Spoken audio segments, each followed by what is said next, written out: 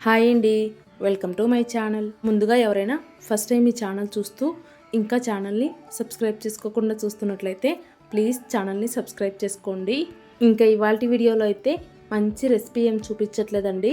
నా cutter flop అయిన taste నచ్చని ఒక రెసిపీని మీతో షేర్ చేసుకుంటున్నాను. యాక్చువల్గా నేనైతే దీన్ని యూట్యూబ్లోనే చూస్ చేశానండి. ముందైతే ఒక కప్పు సగ్గుబియ్యం తీసుకొని సగ్గుబియ్యాన్ని నైట్ మొత్తం నానబెట్టేసుకోవాలి. అలాగే ఈ రెసిపీకి సగ్గుబియ్యం ఇలా సన్నగా ఉండేది తీసుకోవాలి.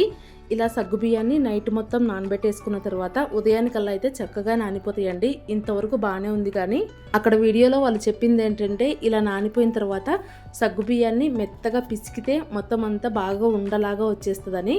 కానీ నాకైతే అస్సలు రాలేదండి. ఇంకా నేనేం చేసినానంటే కొద్దిగా సగ్గుబియ్యాన్ని ఇలా మిక్సీ జార్లోకి వేసుకొని పల్స్లో మిక్సీ పట్టుకున్నాను అనమాట.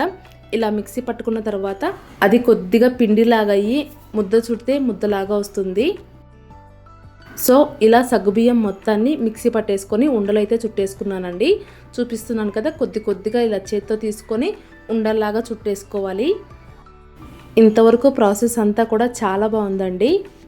ఇలాగే మిగిలిన సగ్గుబియ్యం మొత్తాన్ని కూడా ఇలా ఉండల్లాగా చేసేసుకొని ఒక ప్లేట్లో పెట్టేసుకున్నాను అనమాట. అలాగే ఈ రెసిపీని ఎవరైనా యూట్యూబ్లో చూసారా, లేదంటే ఇదైనా ఫస్ట్ టైం చూడడం అనేది కామెంట్ చేయండి.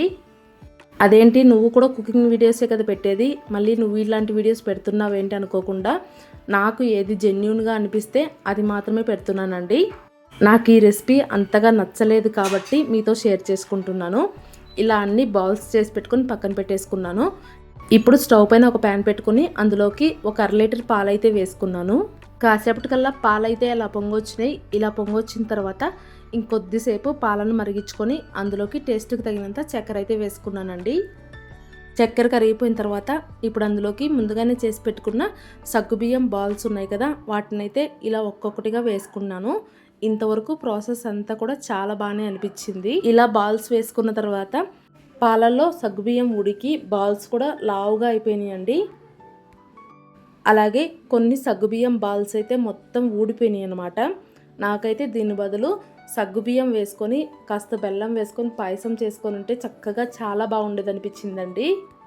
అంటే యూట్యూబ్లో ఎవరైనా కొత్తగా ఏదైనా రెసిపీ చేస్తే అది బాగా కొత్తగా ఉండి ట్రెండ్ అవుతుందంటే అందరూ దాన్నే ట్రై చేస్తారు కదా. సో నేను కూడా ట్రై చేద్దామని, నాకు కూడా వ్యూస్ వస్తాయని చేశాను, కానీ ఇంత అట్టర్ ఫ్లాప్ అవుతుందని అస్సలు ఊహించలేదండి. చూస్తున్నారు కదా, ఇలా బాల్స్ అన్నీ ఉడికిపోయి లావుగా అయినాయి అనమాట. ఇలా కాస్త దగ్గరకు వచ్చిన తర్వాత అందులో కాస్త యాలకుల పొడి అలాగే కొద్దిగా కుంకుమ పువ్వు వేసుకొని స్టవ్ని అయితే ఆఫ్ చేసుకున్నాను. ఇది వేడిగా ఉన్నప్పుడు ఇలా కాస్త లిక్విడ్గా ఉంది, కానీ అది చల్లారేసరికి ఆ సగ్గుబియ్యం మొత్తం విడిపోయి అంతా దగ్గరకు వచ్చేసింది అనమాట. నేను పెట్టాలనుకుంటే ఈ వీడియోని సూపర్గా వచ్చింది, ట్రై చేయండి అని పెట్టచ్చు, కానీ నాకు అలా పెట్టడం ఇష్టం లేదండి.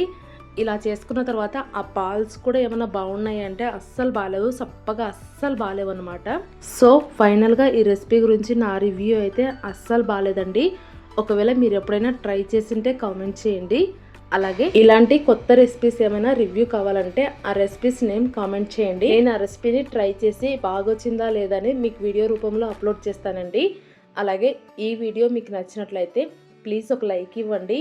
ఇంకా ఛానల్ని ఎవరైనా ఫస్ట్ టైం చూస్తున్న వాళ్ళు ఉంటే సబ్స్క్రైబ్ చేసుకొని సపోర్ట్ చేయండి. Thank you.